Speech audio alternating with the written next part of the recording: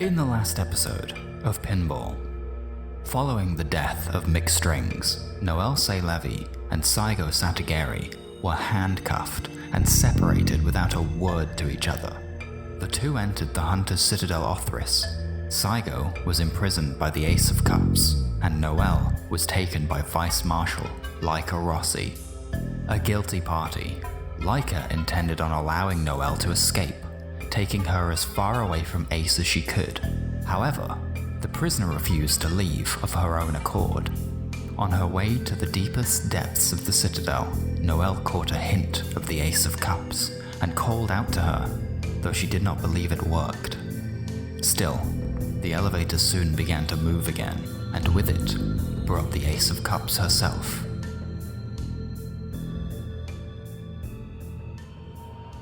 This was it.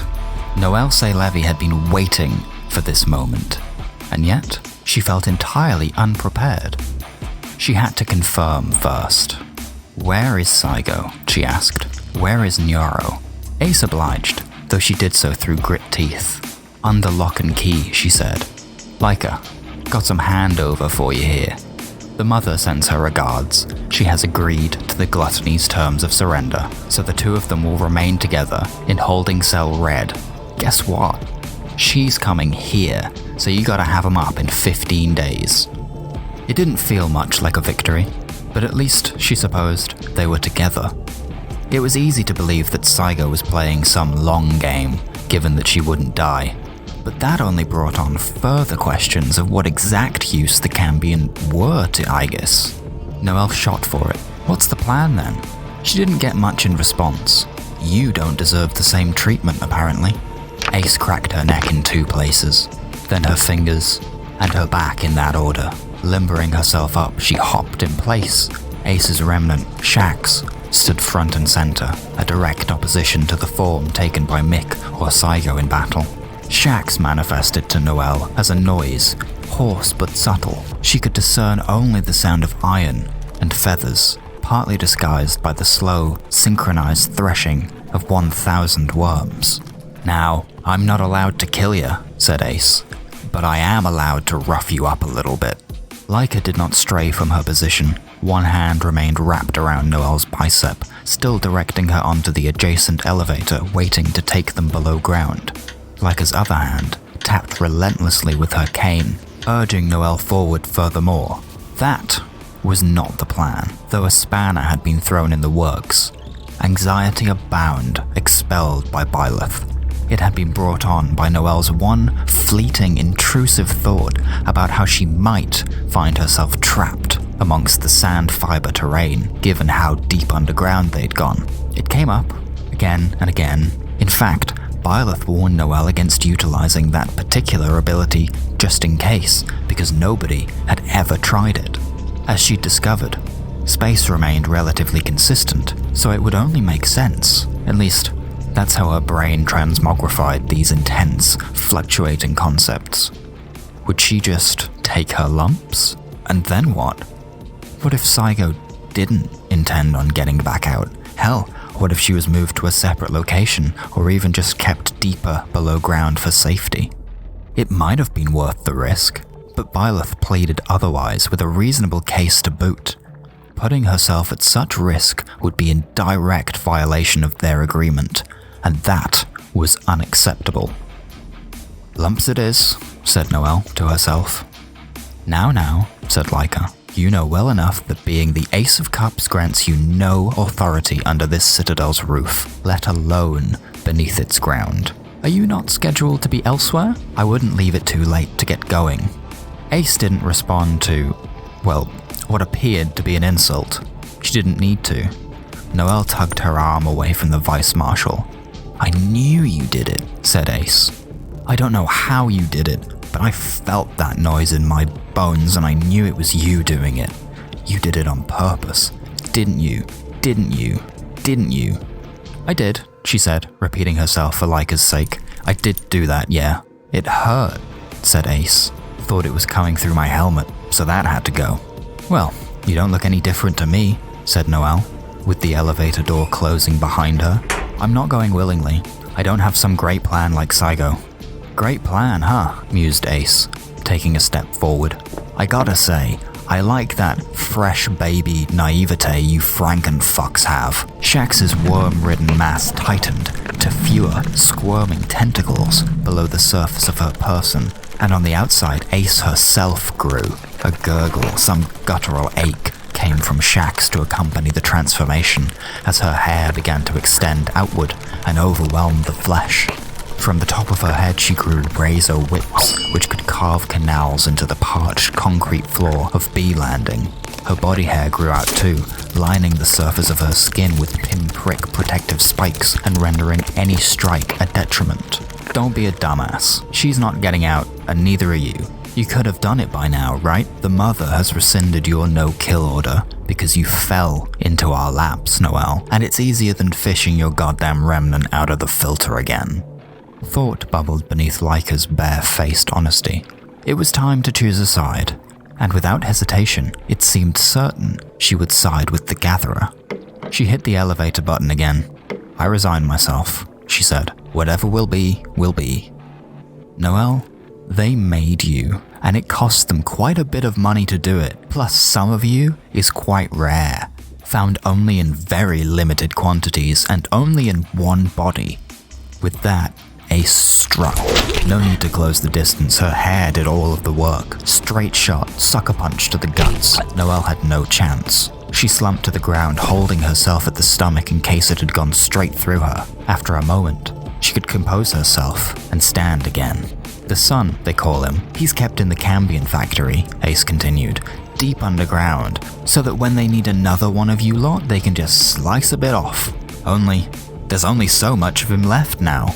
Ace struck again. A battering ram swung in low and took Noelle off her feet. I have to keep you relatively intact, but you are very durable, aren't you? Noelle got up quicker this time. She hoped to have inherited Mick's mantra. Whenever I get my ass handed to me, I always come back stronger. Ace was much too fast for Noelle to hit back, though that didn't stop her rushing in to try it.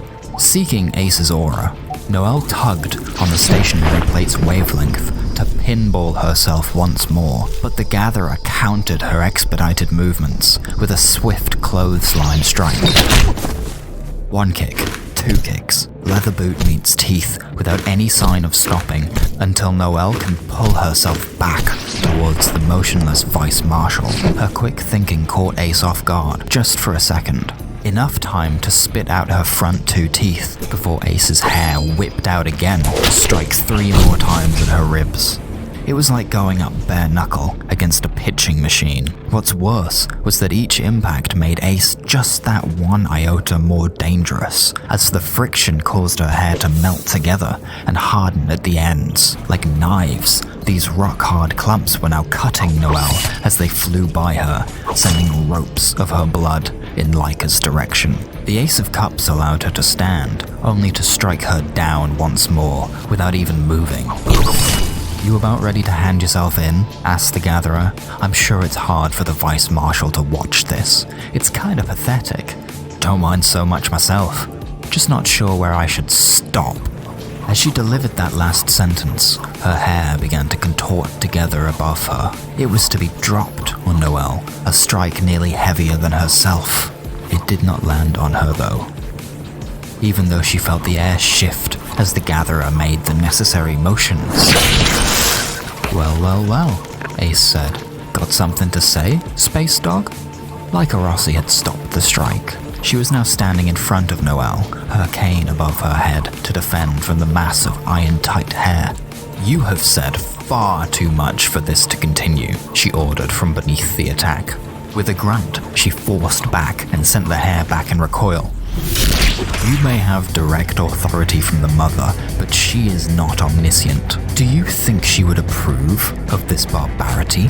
Did you think I would stand for it? From that same cane, Laika unsheathed a ribbon-thin blade, like an arm-length box cutter. It sliced inches off Ace's top, so quickly that Noelle couldn't even follow her signature. It was more difficult with Laika.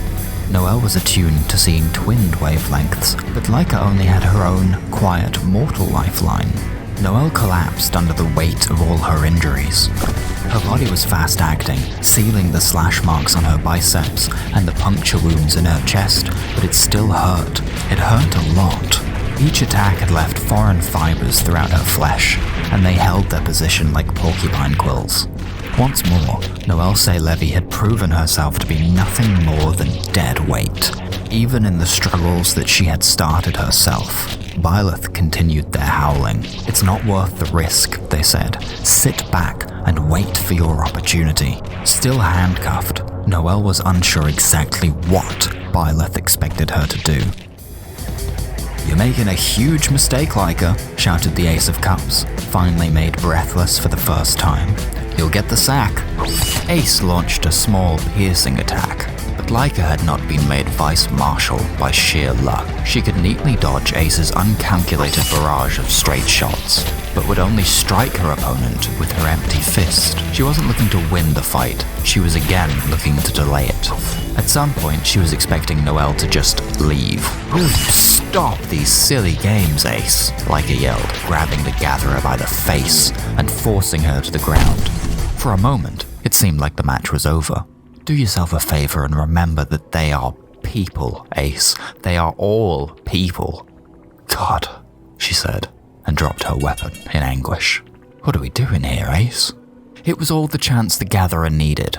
Leica's open-ended thought had hardly made it to her ears before Ace swept her feet and took her to the ground. With a second strike, Ace knocked her clean out for the count, and might have taken 2 of her teeth as she went.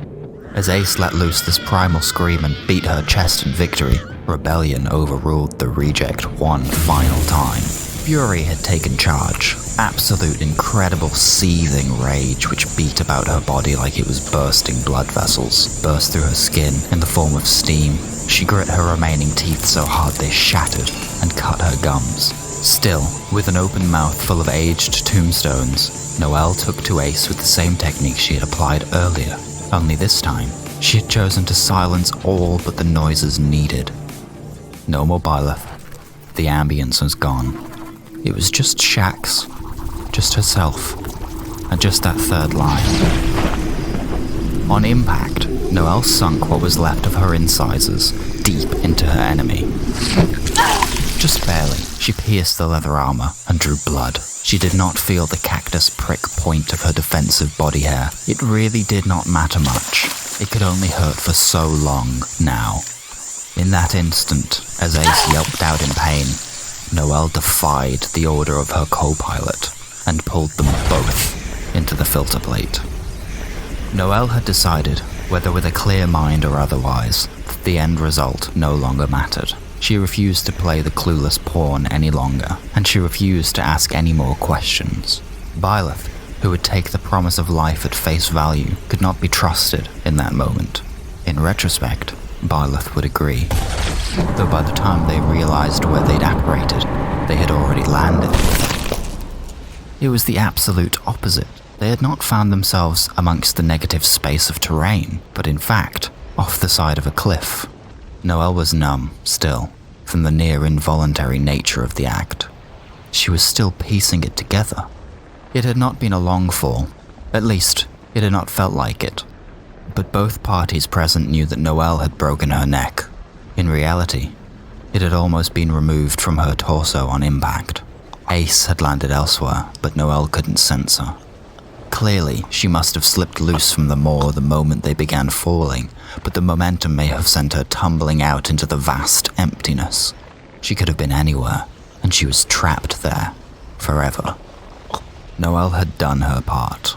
Nobody would ever be struck by the Ace of Cups again. She would wander, immortal and lost, straying further and further from her starting point, further and further from any chance of discovery. It was the least she could do. That's how Noelle Sélevy justified her actions. For all the dirt she'd done, for the pain she'd caused the party of strangers. At least now, Leica Rossi might make the right choice. And with that, the agreement between Byleth and Noelle had been successfully seen through to the end. Byleth had granted Noelle complete control as soon as she decided to take the reins. And, in return, Noelle returned them to the filter plate, to die what might be considered a natural death.